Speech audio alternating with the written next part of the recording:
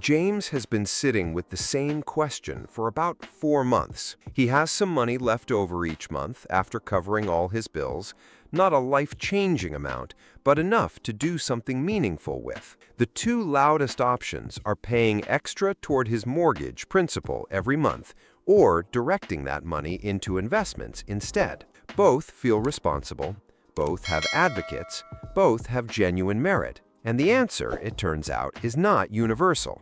It depends almost entirely on two variables that most people never think about together: the interest rate on the mortgage and the number of years remaining on the loan. This video explains the math behind how mortgages actually work, which scenario favors investing, which favors early payoff, and 3 specific strategies James can use if he decides the mortgage wins. Before any comparison between early payoff and investing is possible, the structure of a standard mortgage payment needs to be understood, because most people have a fundamentally incorrect mental model of where their money actually goes each month. On a $400,000 30-year mortgage at 7% interest, the monthly payment runs approximately $2,660. That payment consists of 2 components: a principal portion that reduces the outstanding loan balance, and an interest portion paid to the lender as the cost of borrowing. Here is what surprises nearly everyone the first time they see it clearly. In the very first payment on that loan, approximately $2,330 of the $2,660 goes to interest.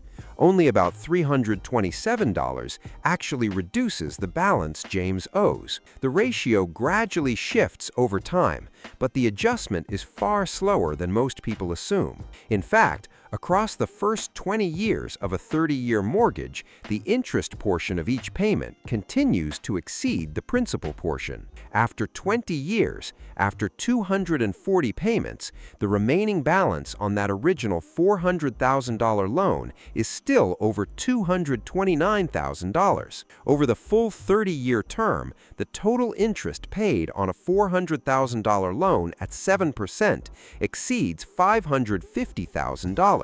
The borrower paid nearly $960,000 for a loan that was originally $400,000, more than twice the original amount. This is not a conspiracy by lenders. It is simply how installment loans work, with interest calculated monthly on the remaining balance. But understanding it is essential for making any intelligent decision about extra payments, because every additional dollar applied to principal today prevents that dollar from generating future interest charges for the remainder of the loan. The S&P 500 has historically returned approximately 10% annually since its modern construction, roughly 7 to 8% after accounting for taxes on dividends and capital gains in a standard taxable account. That figure fluctuates significantly year to year, but over extended holding periods of 15 years or more, the directional consistency has been remarkable. If James's mortgage is 3%,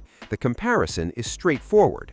Every extra dollar applied to the mortgage earns a guaranteed return of 3%, the rate being avoided. Every extra dollar invested in a diversified index fund has historically returned 7 to 8% after taxes. The mathematical case for investing is clear, and it is not particularly close. The comparison shifts as the mortgage rate rises.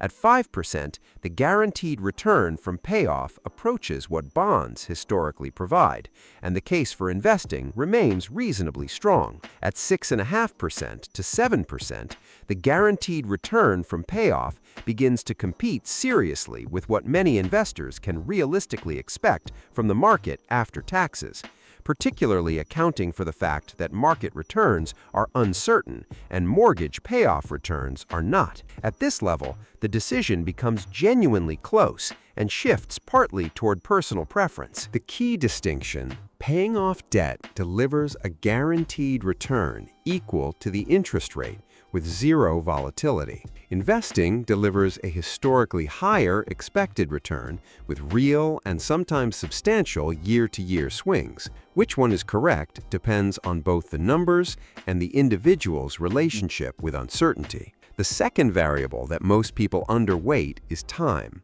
The longer the remaining mortgage term, the more pronounced the advantage of investing versus early payoff, because compounding investment returns accelerate meaningfully over decades, while the interest saved from extra mortgage payments, though real, does not grow in the same exponential way. An extra $500 monthly invested over 25 years at 8% produces over $470,000. The same $500 applied monthly to extra mortgage principal over 25 years saves approximately $188,000 in interest on a loan at the same 8% rate. Even with an identical interest rate, the investment produces substantially more, because the compounding investment grows continuously on an expanding base, while the mortgage interest savings come from a balance that is being progressively eliminated rather than grown. This dynamic weakens as the remaining term shortens.